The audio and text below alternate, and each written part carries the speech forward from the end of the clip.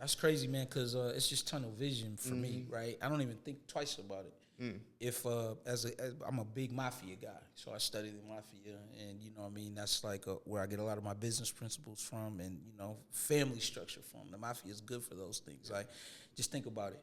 How did an ethnic group from this small boot in Europe come over here and take over almost every industry in the United States? You know what I'm saying? Yep. They're not the biggest group of people, right? You know, it's kind of an amazing story. It's fascinating. They influence politics. They influence every facet of American life. Well, small groups, man, you can do things, and so I borrow principles from other cultures. Right. You know, and that's America, man. Like, the money is green, so I don't care who you voted for. You could have voted for, you know what I'm saying? So, Shorty that's walking across the street right there. You know, you could have voted for anybody, man. That's your business. As long as our philosophies and principles align and the ship sail in the same direction, that's what they say in The Godfather, then we don't have any problem. You know what I mean? Oh.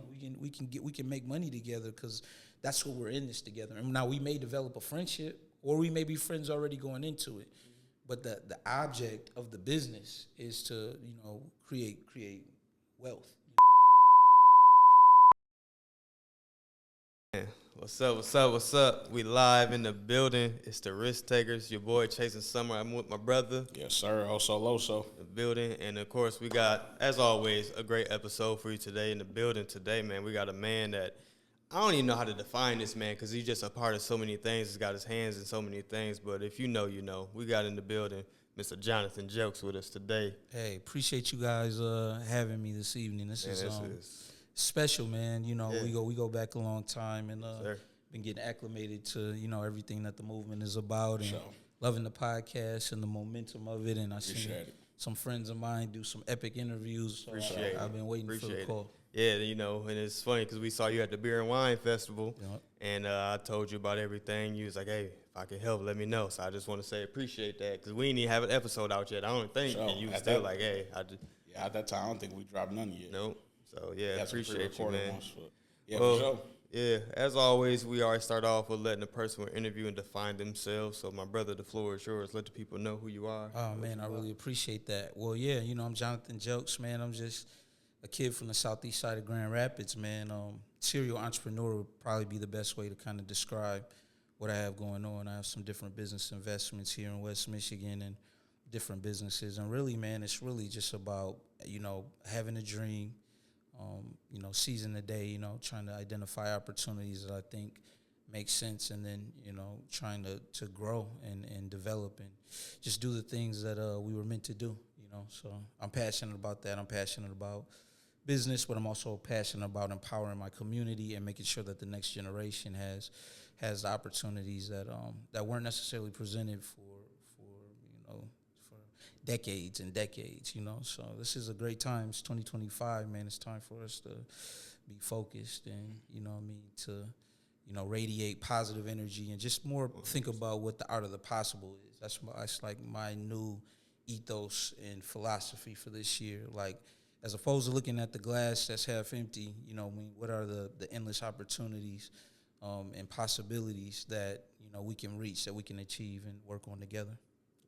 100%. If you don't mind, just break down a couple of the things that, you know, people can tangibly go see, be a part of, that you have your hands in. Yeah, man.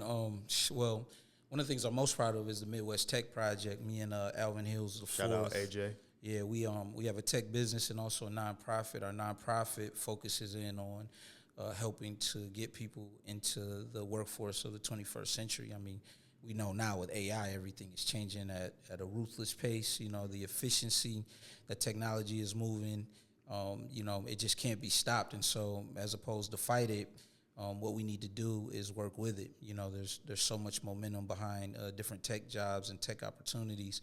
And the AI, man, is really the dawn of a new era. So even within, you know, the tech, you know, since probably year 2000, 2002, how that industry has just boomed, Silicon Valley, all these venture capital firms, and, you know, you have big tech and social media and the advent of all those amazing things.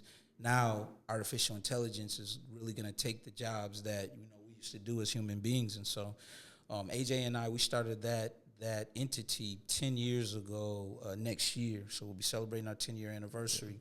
Congrats on that. Yeah, for sure, man. Thank you. And we were just excited, man, because we went around every quadrant of the city, and we hosted different tech fairs, and we did robotics expos, and just were really intentional and deliberate about introducing communities that weren't previously connected to these industries to where this thing is going.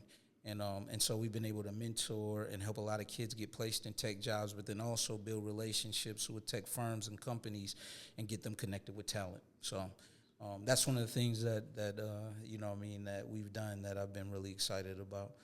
As far as some of the other businesses, there's some liquor license establishments in the portfolio, Sip Coffee and Cocktails over there in Alger Heights, Motu Lakeshore Wine Bar and Prohibition, downtown Muskegon.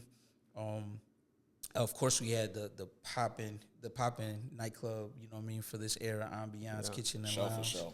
Good times down there for sure. And then we've got 3 new bar opportunities that we're developing right now on Division. I'll give you the name of one of those exclusively. It's called Elite District, 117 Division with my business partners, Chris and Brent and Nick. Shout out to Willie, shout out to Jamil. They're all a part of that. Shout out to Eric, And got a strong team. Yeah, shout out to all them. So we're on Division with it now, coming with some new energy. Very mature, very sophisticated. A place where it's going to be a hub for the professionals. So yeah, we've got that. And then my business partner Jared Biggs, man, big up to him. Biggs he's a genius, man. He's a unicorn when it comes to the cannabis industry. And me and Willie the Kid were looking at connecting and getting into cannabis, obviously, because people who look like us, who come from Southeast Grand Rapids, places that are similar and akin to that, we're having a very hard time breaking into legalized cannabis. And so Biggs, being the gentleman that he is, being a very forward thinker and very progressive in his approach, saw how much synergy we could have together, bringing us on as partners in 2 dispensaries. One, the botanical company Middleville, we call it BOCO for short. Yep. And then the other one, the gas station. Wayland, over there that's close to the casino. So shout out to all our partners in that, 100%. Dennis and Kirk and everybody who's a part of BOCO. And then at the gas station, shout out to Dennis and Biggs and our team over there. 2 different companies. They're not all one unit. Biggs is the common denominator, and Dennis. And then, we were happy to add on and be a part of that whole situation. So it's been a beautiful thing, man. And we got other ones, man. I say your boy's working. We got other ones. Shout out to Willie the Kid, man, big bro. Shout out Willie. We got GRUSA. We were really excited about the GRUSA store. Me, him, and Tech Togo got that in the works, and so shout out Tech for sure. This fall, you're gonna see something from us. In that regard, GRUSA. 2015, so it'll be 11 years for GRUSA, 10 years for GRUSA this year. And yeah, we'll be celebrating that this fall as well. So, man, there's just so many projects. There's other businesses. I don't know if I'm naming everything that's on my bio there. That's all but, good. That's a big chunk that would need to be known. Yeah, so, for 100%. sure. You brought up AI, and you also brought up a long list of businesses that you, in charge of and, promoting as well as ownership. How much do AI play a part in, being an assistant for you, with balancing all those? You know what? I really have just started to really become acclimated with it this past year. AI hasn't really been a part of anything that we've done business-wise. But now I'm using it every day, and I'm not using it to be my best friend. Some people are using it and they're talking to it about all their emotions, and they just broke up with their girlfriend or boyfriend or significant other. But me and my AI, we have a business relationship, and what I like about it is they understand my tone, they understand my nature, and then the way they do the due diligence on who I am. It generally tends to know what direction I'm trying to go in, which is scary. It's scary, but it's cool because it's like you're talking to yourself or you're talking to your best friend. But when you're using it for work purposes, man, it is so efficient. So like I'll slap together a flyer, and in 30 minutes, because it really is going to give it to you in about a minute. Sure. But they're going to make several errors or whatever like that, and so you're going to have to go through it and use the process in order to get the outcome that you want. But I'm looking forward to using AI more, and I'm looking forward to encouraging people not to fight it, but to embrace it, and then to figure out how best to harness it. You know what I mean? I think that's the thing when it comes to tech. It's like tech and innovation is undefeated. It's always a good thing if you're using it correctly. Yes. The question is, are we thinking about how best to use it and how best that we create opportunities for people as opposed to just eliminate opportunities? Sure. I was recently watching this YouTube. I can't remember his YouTube name, but he brought up AI, and is AI going to take over the film industry? And AI actually answered this question, and AI said one thing AI can't do yet is AI don't got taste. Yeah. AI can make 50 different scenes of something, but AI can't tell you what scene. Okay, that's the one. That's something that AI can emulate. Nice. Fashion and what's taste, what's hot, really. Human creativity, human ingenuity, those two things can never be replaced. Right. Sure. That's what I tell and people. So as people, as one human race, we have to always be mindful and thinking about, maintaining that. That's something that, we have to defend, because the tech is going to outpace a lot of, what we can do. But, the creation aspect, after God, it's us. Right. So that's what he put us here for. Yeah, it's a tool, and it needs to be regulated like a tool. For sure. I definitely agree with that. Metro Boomin said something along the lines that when this is about 2 years ago when all this first started happening, Metro Boomin said, it don't got no soul like I got, so I'm not about to be replaced. That's right. AI don't got a soul. So, that's right.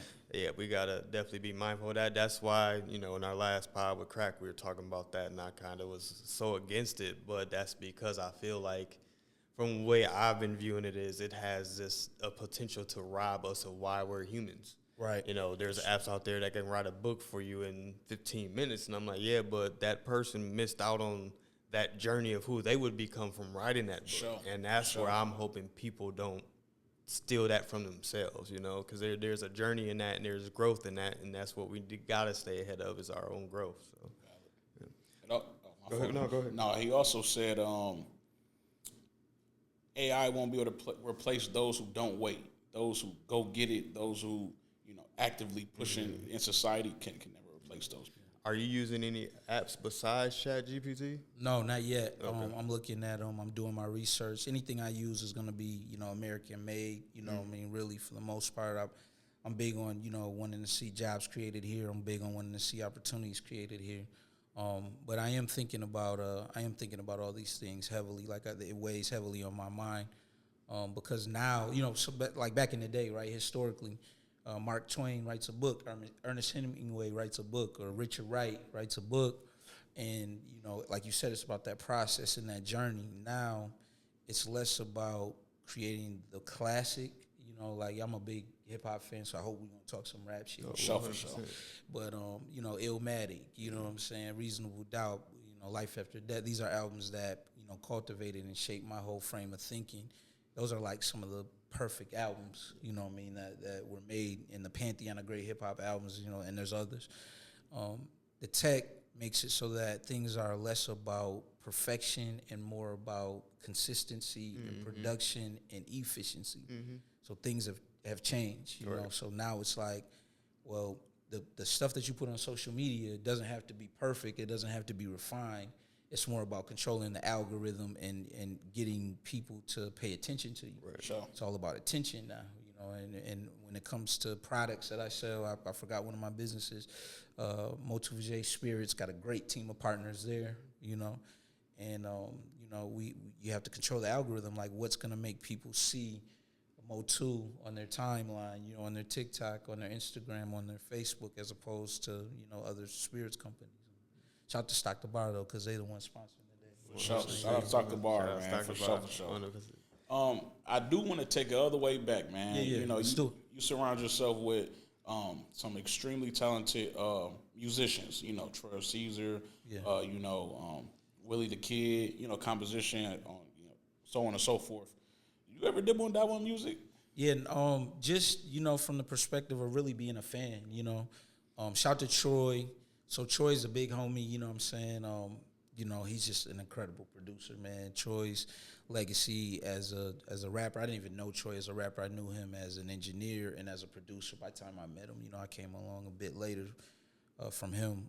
But man, just a tremendous career, and we had the opportunity to interview him, which we can talk about. But I didn't know Troy growing up, in my neighborhood. Tech Togo, and Jumbo James, who just recently passed, was a legend.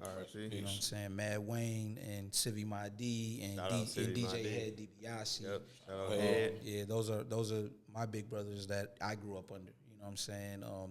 Those are guys who were doing music at a very high level from the 90s when I was a kid. So, that had definitely an impact on me. Everything from the style of dress to, the way that we communicate, that whole experience, seeing them build their respective legacies, right? Because you had DJ Head, who he was young out the game. He's older than me, but he was young out the game and became the hottest DJ in the city by the time he was a freshman in high school. Head was probably DJing parties in middle school, you know what I'm saying? And I was in elementary school back then. He was known citywide, you know what I mean? And his brother, Civi Madi, one of the nicest, most. Brother. Yeah, that's his brother. Crazy. Yeah, that's his brother, man. You could see about that. resemblance and everything. Yeah, man. Wow. His brother, Civi Madi, just one of the most fierce MCs. A lyricist, you know what I mean? Somebody who will shut down the cipher and extremely charismatic. And then, you had Tech Togo. He's a renaissance man. You know what I'm saying? He's Picasso when it comes to the 100%. Mic, and he's Picasso when it comes to film. And so, this is all, stuff coming from my neighborhood. And so it's a beautiful thing, man. But, yeah, music to me was just more of, the language by which people express themselves. And I felt like whether it was my guys from the neighborhood or it was people, that I looked up to that were already in the industry at the highest levels, they were telling our story as young black men in the community. That's great. I turned some Nas on the way here. I turned Nas on just because I knew I was coming to this interview. I'm like, well, I'm about to listen on the way. I'm like, I'm about to go interview Jelks, so I got to turn some Nas on. For sure. That's my favorite right there. I know. Everybody knows that. That's my favorite rapper right there. I want to take it back for you, childhood, man, and just listening to you speak, man. You are like an orator with your words, man, using words like ethos and everything. Like, man, where does that come from, man? Tell us about the upbringing a little bit, man, and how you got shaped into the man you are today. Well, me and you, we got similar home life situations. So 2-parent household, thank God for that. My dad, Dr. Randall Jelks, very well-respected academic. He's worldwide, man. He's not just, from West Michigan. My dad, he grew up in New Orleans and he moved to Chicago. Wow. And then him and my mom met around the time they both went to the University of Michigan. So that was, kind of their story in a nutshell. And then my mom is a lawyer. And she was at the city of Grand Rapids for a number of years. But when, she first came to Grand Rapids, when she was pregnant with me, her and my uncle, they started a private practice here in the city. That was in the 80s. And so, I come from, these two beautifully intelligent human beings. My dad is extremely thoughtful and knowledgeable, and he reads everything. He's a voracious reader, and he's an author. And my mom is super logical and analytical. And so when I used to get in trouble, my ass was hit, you know what I'm saying? Because my mom, it was like going into an interrogation, and she was around all those killers, you know what I mean? Some of Judge Logan and John Beeson and Stephen Drew, so these pantheon great legal minds. My mom is, a part of that crew, a little bit younger, but a part of that crew. And that's the household I grew up in. So, my dad was, some of my earlier memories, he's taking me to Jesse Jackson rallies for president, you know what I mean? And, had me watching, Nelson Mandela, and all that good stuff when he got out of prison. These are early things that helped to, shape and mold me, and my political perspective and the way that I viewed the world. And so it was a beautiful thing. We had a library in my house. And my dad, had every book that you can imagine, from Things Fall Apart to Disappearing Acts, just great black literature, great art. But then also, all these other books, man, stuff about the Cold War and, Russia and Germany and the United States. I mean, my dad he's a true scholar and professor. And so, Our situation was kind of like Boys in the Hood is a good example, right? He was Furious Styles and I was Trey, because we lived on Sherman Street. So at Sherman Street in the 80s and the 90s, it was tough. So it's crazy. So my block on Sherman, it's like the eye of the storm. It's the calm. You know what I mean? So everything was going on around us when I was coming up. The wealthy boys had it and all that thing, that transpired or whatever like that. I grew up amongst all that. So, ride your bike up to Speedy Mart, if you keep going around that block, that bike was going to get taken. You know what I mean? You had to be tough. It was serious, man. I think I really give it to my parents. They didn't have a lot of money initially because my mom, came out with private practice, and it took my dad a while to get a really good job here in academics. And so the neighborhood was tough, man. Some people had a little bit of money, a lot of people didn't. And a lot of my friends, I saw them supplementing the family income or what they could make in the street growing up. And I think that's what really gave me my perspective and my passion to want to help, and my passion to want to empower us, my passion to want to right wrongs that I saw as far as social injustice.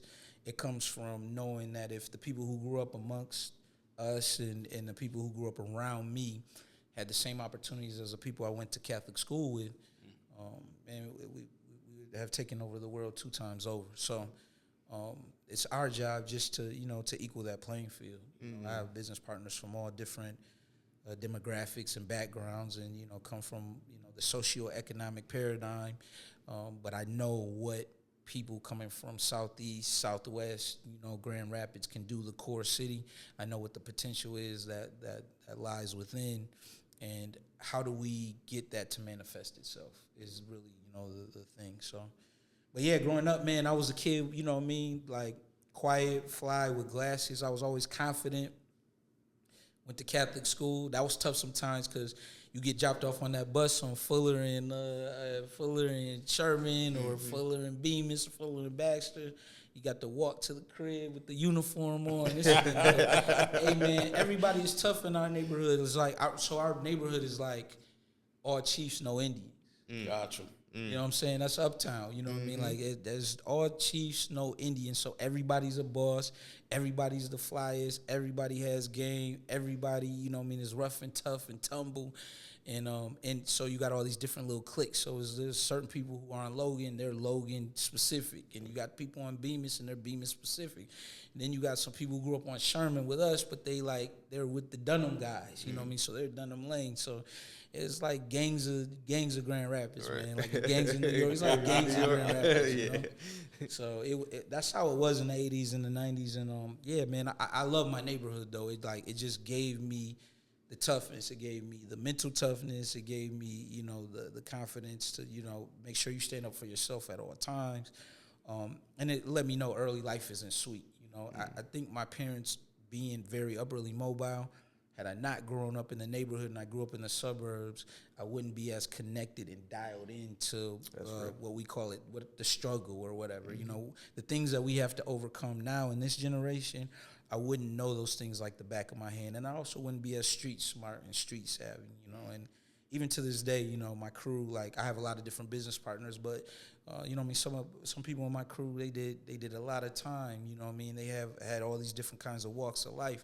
And the reason why we still keep it 100 is because they know me for real, and I know them, and I don't judge, in those particular circumstances. So growing up was good, Growing up was that's some of the best times of anybody's life, I think. Sure, if you had the right family structure and nothing bad was happening to you, growing up should be those memories that you look on very fondly, and I look at mine very fondly. Business. We've been talking about a lot of business on here, man. Yeah. How far back do the roots of investing and pretty much getting your feet wet out here, man? How far that go? Well, I say even before business, I was really thinking about my career trajectory as getting involved with one of these civil rights organizations. So coming from where my parents have been, I was really strongly considering like needing and wanting to be a part of an organization like the Urban League or the NAACP. And I could see myself working up the ladder and establishing myself to try to be the director, of an organization like that. That was prestige, right? Because everybody who was a leader in our community for generations, since we got out of slavery, they were involved with the church, or they were involved with the proliferation of black people. Yep. And so that's what you did. You know what I'm saying? Like, your grandfather is one of the people that was extremely influential to me, still is. His legacy, thank God he's here.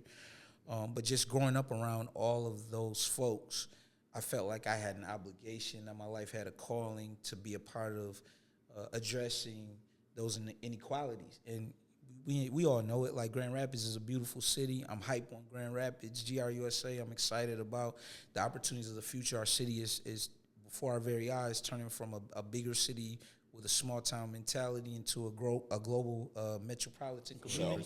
For sure. But it still has this apartheid-like feel as far as the segregation and the opportunities are still having the vast majority of black people in a box, and anybody who says otherwise, they're a liar. And so I saw myself as addressing those things. And so shout out to my cousin Azizi Jasper when that was easy. Yeah,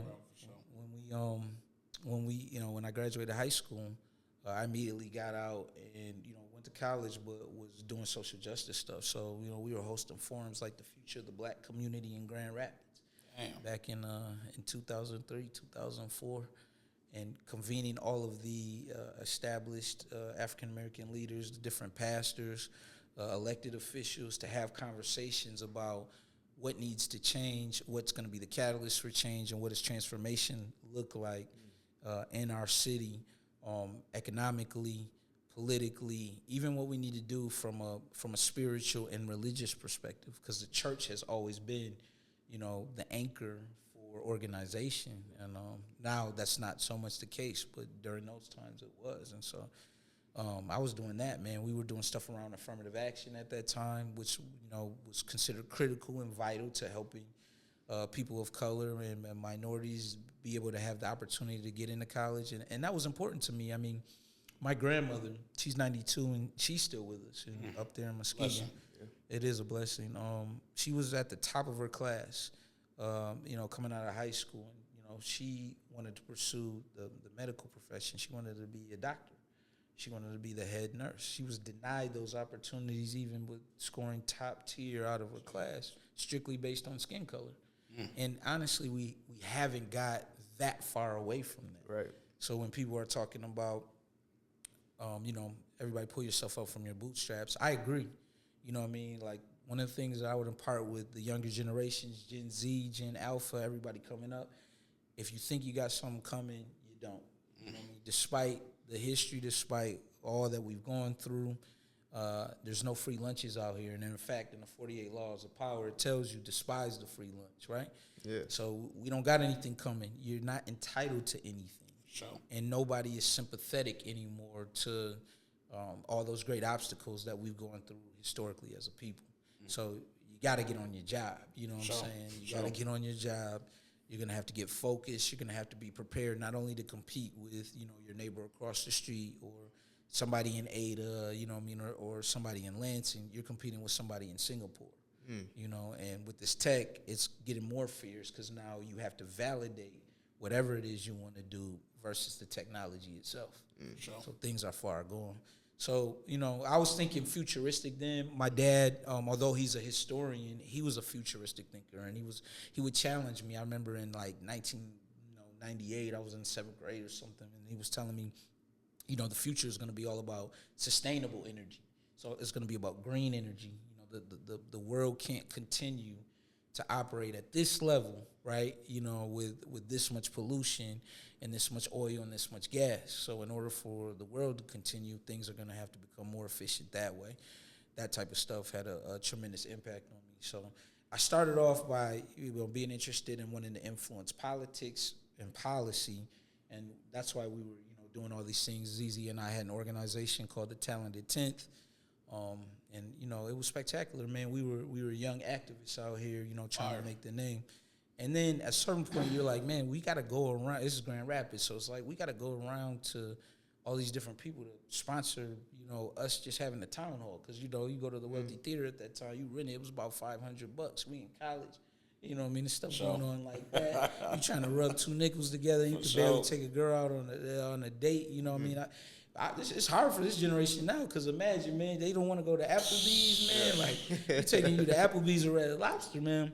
That was you getting clowned today. Hey man, that was man, you were winning. That was top tier. You know what I'm saying? When I was coming up, you'd be lucky to get some Red Lobster out of it. Take you slide to Mickey D's. Get the so, you know, it just times change. Things are more expensive now, but yeah, man. Like I was thinking, like we're going to all these different white business owners to finance conversations and discussions about the health and future of black people. You know what I mean? Our viability, like economic empowerment. Like, what part of the game is that? And there's nothing wrong with that. I appreciate all of the people who were outside of our community who sponsored those conversations, who felt passionately to contribute to us having the different conversations to challenge the status quo. But I was uncomfortable by that. And I became uncomfortable in seeing the lack of black business development here in the city. You know, it's something that rubbed me the wrong way. So my first real official business was a consultancy. What I did is I consulted for both elected officials and politicians. And then I started working with Grand Rapids Public Schools. Damn. But before that, where I really got the game from is Willie the Kid, man, and big homie DJ Drama, shout to Lala Dark, man. Yeah. They seen what I was doing in the city, and they had me come down to Atlanta and be a part of the affiliates. Mm-hmm. Yeah. They saw the talent in me and then facilitated that. So while in college, using my connections and hosting one-on-one conversations with like Mayor Hartwell at GRTV and doing all this different activist stuff, these different areas that we feel are gaps in our community, I was also going down to Atlanta, the black Mecca, essentially, and seeing Dr. King's dream realized in real time. And what I mean by that is, Atlanta. So Atlanta had this famous mayor, iconic mayor, Maynard Jackson, and he expanded the Atlanta airport.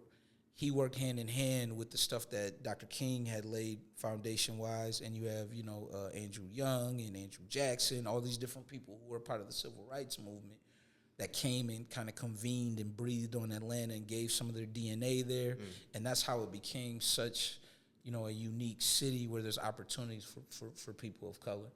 And so when I was going to Atlanta in the 2000s, this is the Big Meech era, I'm saying? They first had me. I'm a young boy. Yeah.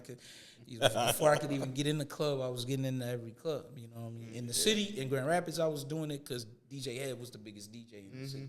And I met Willie and La from Head. Willie and Head were very, very good friends. They went to Ottawa together. I went to Ottawa together. Yep. So shout out to the Oak. Yeah, shout out to the Oak, man, for real.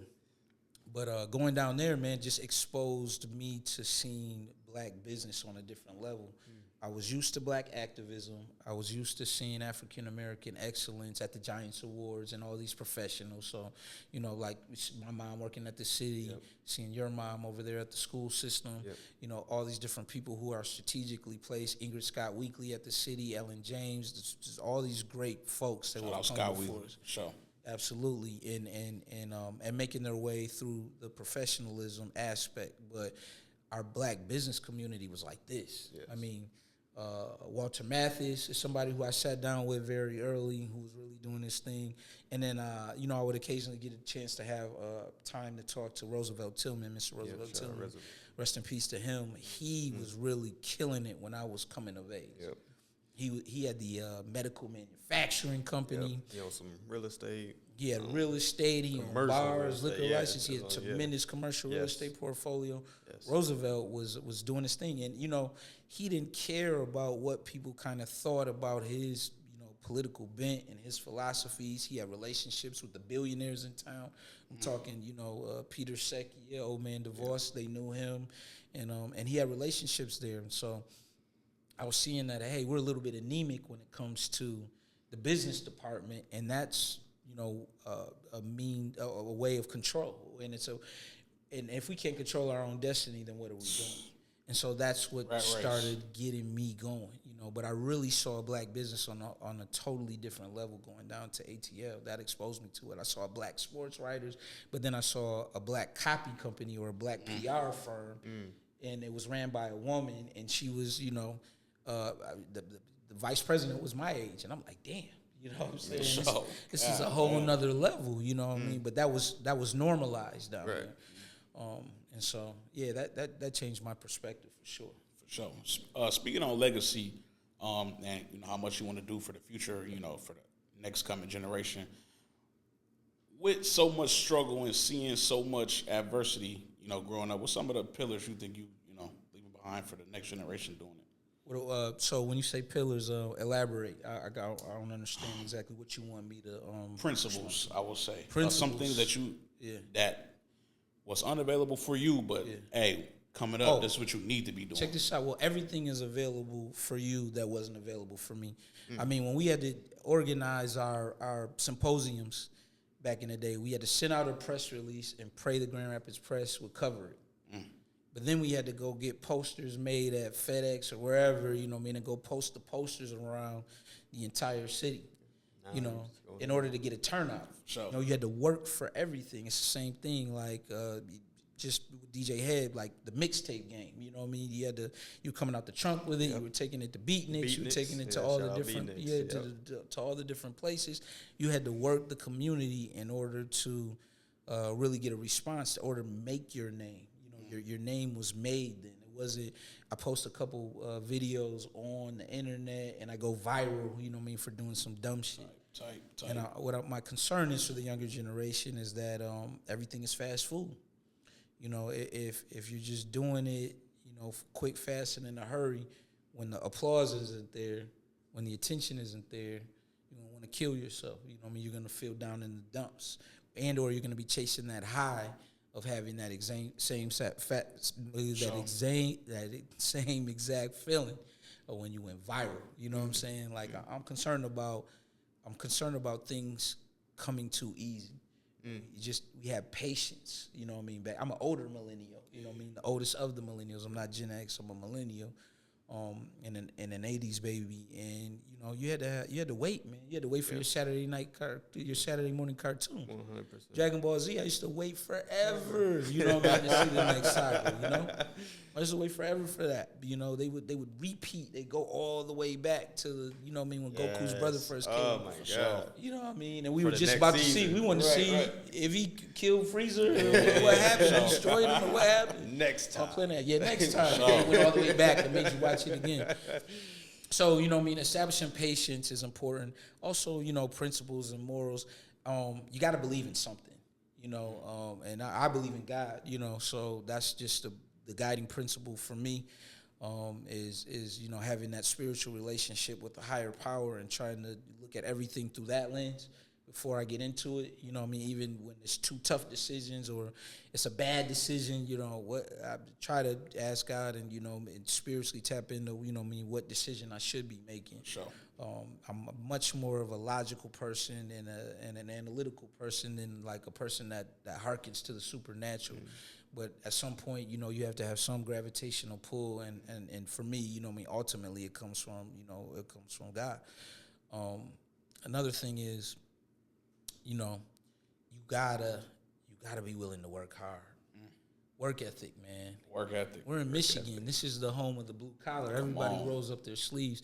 The billionaires around here, and I've had the privilege to interface with a few of them.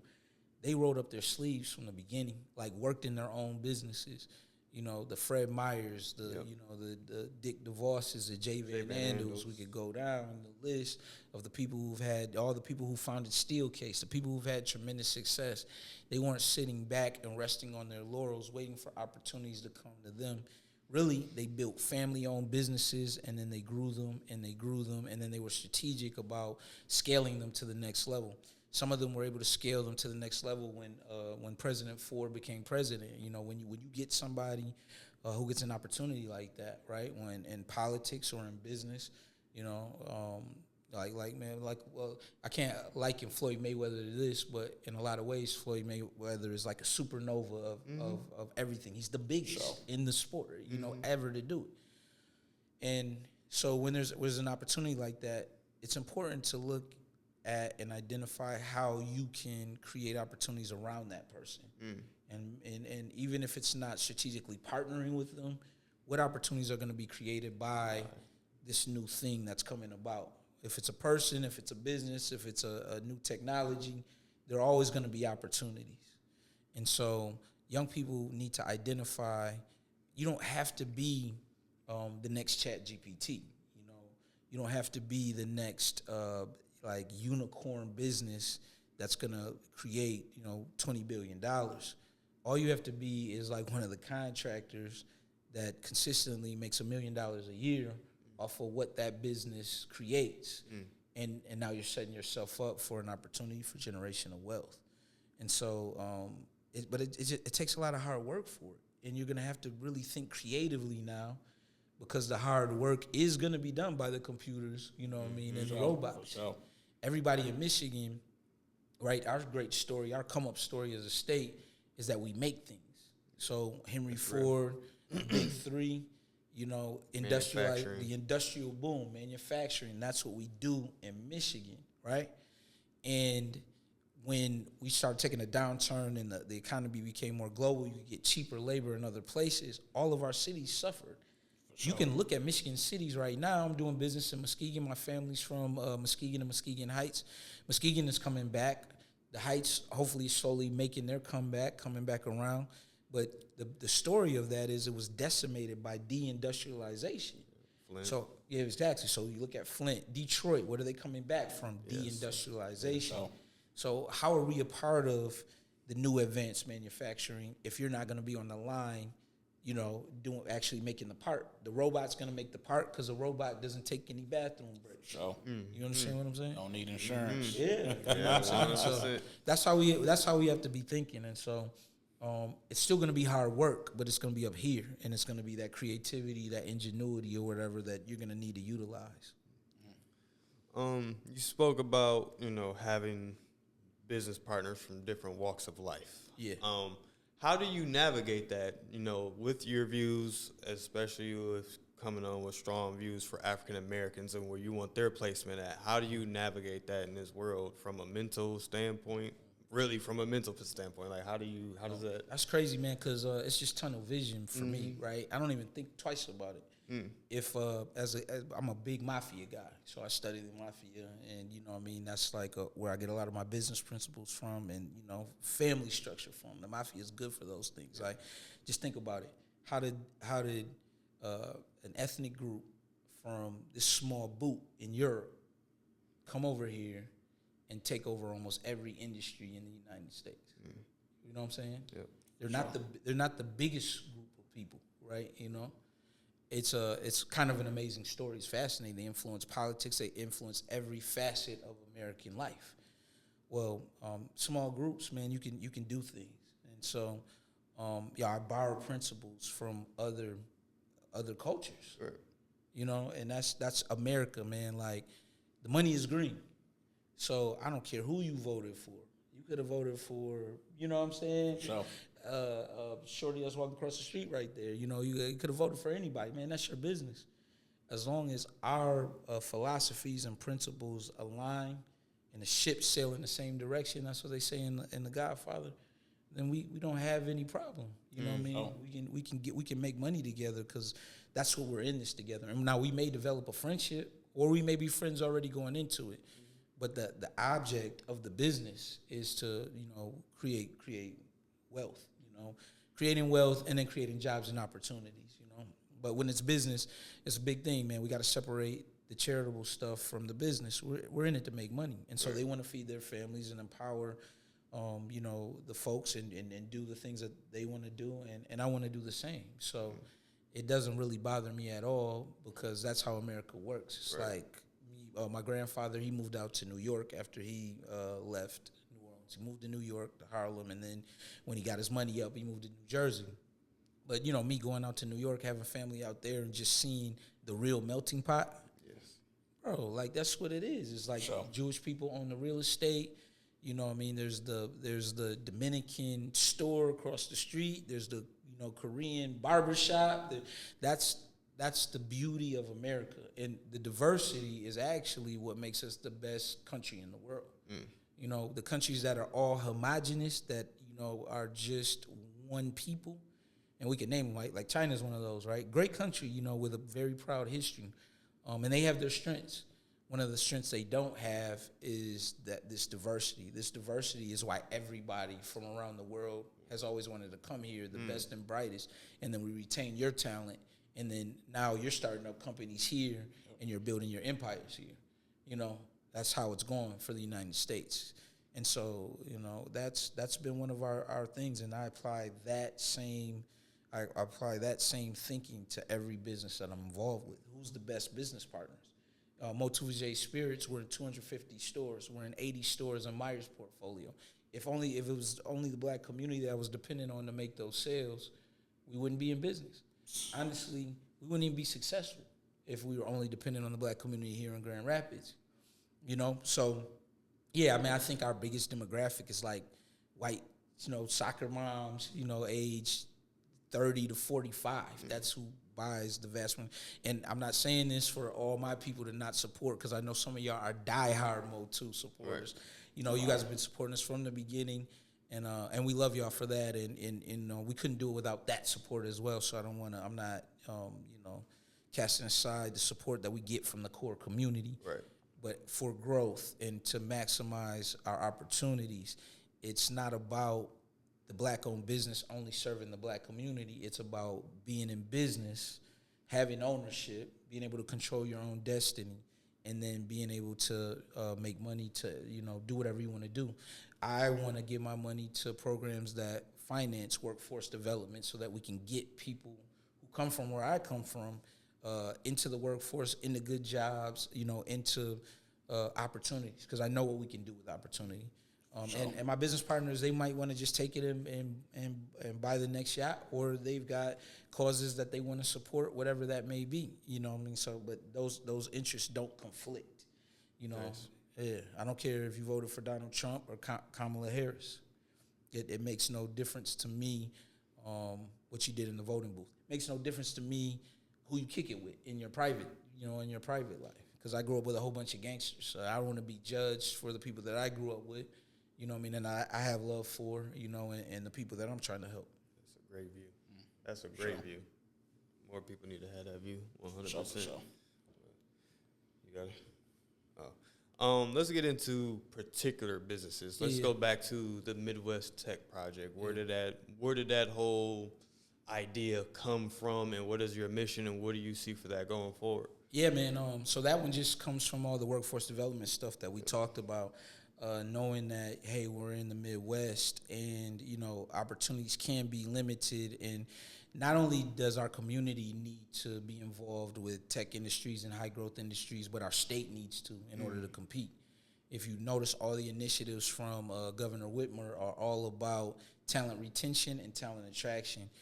You're going to need tech businesses and tech firms in order to, to be able to be, a state that's going to be worth anything, to be a country that's going to be worth anything. And so we just saw it first, and we were just like, hey, let's start creating this pipeline, this pipeline of development and growth for people who are coming from places where they're not looking for talent at, And honestly, like, I modeled some of the stuff we initially did off of some things I saw Jesse Jackson doing in Silicon Valley. Again, I'm an avid reader, and my dad was always having me read about stuff that's futuristic. And so he was like, Silicon Valley is where all the tech companies are concentrated. That's where they at least all started out. Now you see a lot of them moving to Texas or whatever, tax breaks, Florida. But, it was all out in California, man. Sure. And he was saying, like, the workforce of the future is going to start there.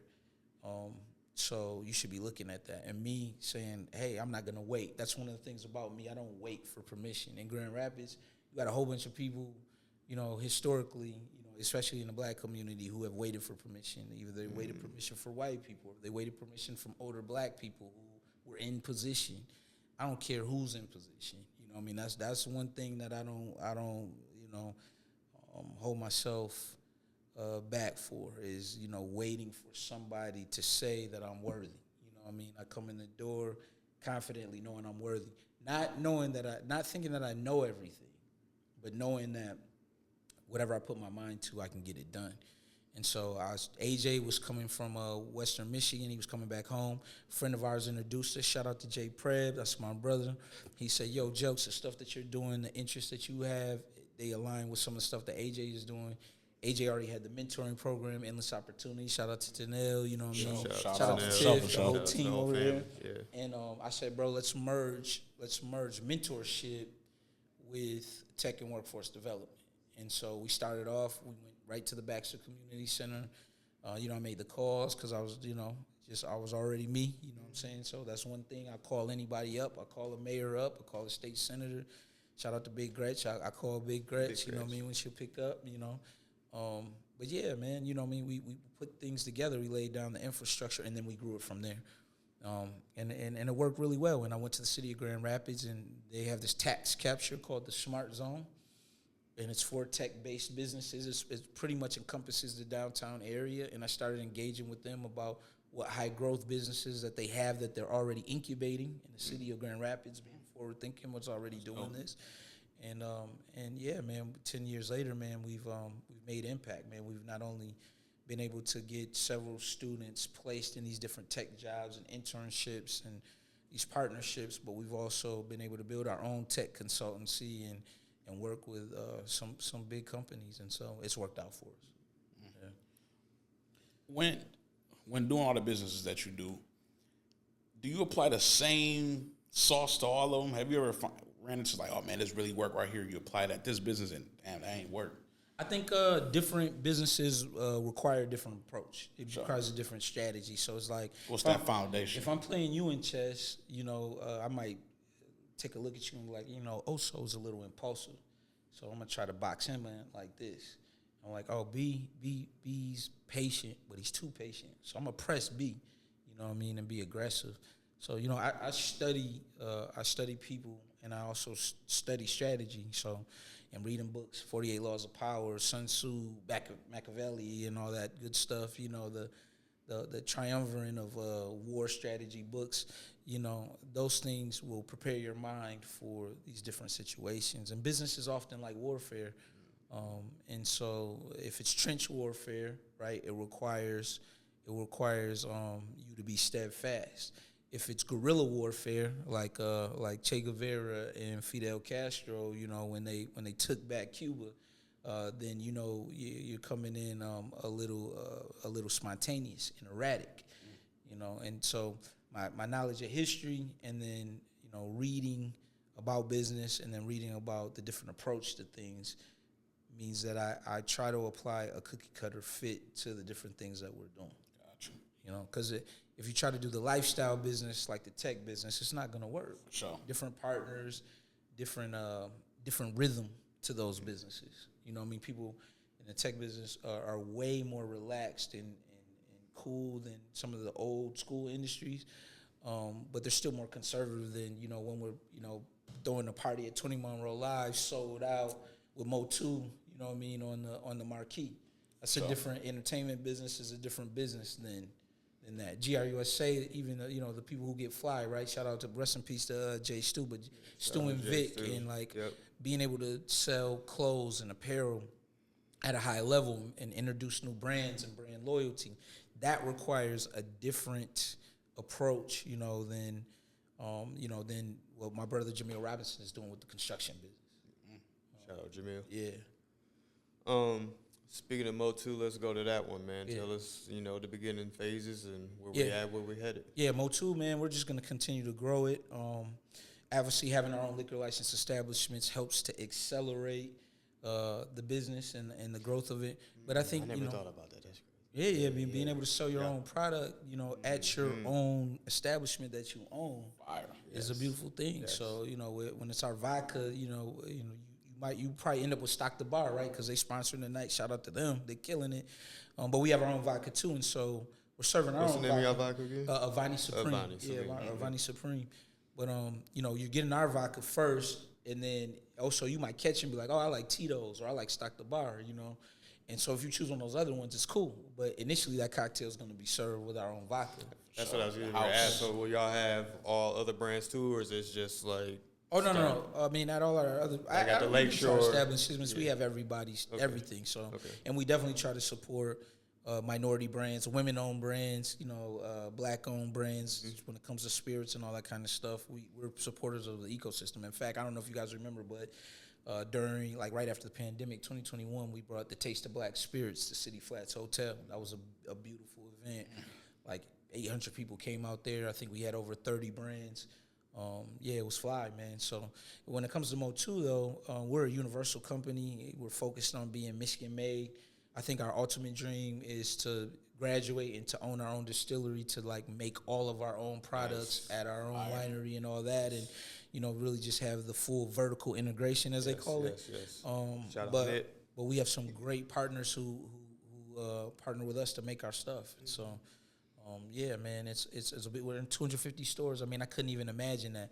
And the genesis of it is, long and short, we were at Ambiance getting ready to open up that particular establishment, and the opportunity, kind of came to me and Willie, and me and Jamil got in the war room and said, this is how we're gonna go ahead and make this happen. And we just were aggressive about it, man. We know people at Meyer, we know people at at Rishi, and we know all these different proprietors of fine spirits, and we started utilizing those connections. And again, liquor is one of those old school businesses, so it reminded me of when I had to go and put posters all up around the city to promote an event I was doing, right? So that's what we had to do essentially to get our spirits in all these different stores. We had to go to Beer City, introduce ourselves to the managers. Not at Beer City, but some of these stores didn't believe that we were the owners of the company. You know what I mean? Some of these store owners, they weren't even from, the United States, and they were telling us there's no way that this could be your company. Wow. So we had to go through that and show them the Instagram and show them some, articles. Google helps. So you put in Jonathan Jelks, and, you see a nice Cranes 40 under 40. You see most powerful 200 business leaders in West Michigan. They see me in that, and then I put the picture up and then say, now with all this validation, can you please put, our champagne in your store? And the reason why we're allowed to call it champagne is because the vineyard, by the way, where our spirits, where our bubbly comes from, is over 100 years old. So that's why when you go to Meyer, it says Motu Viget champagne. Yeah.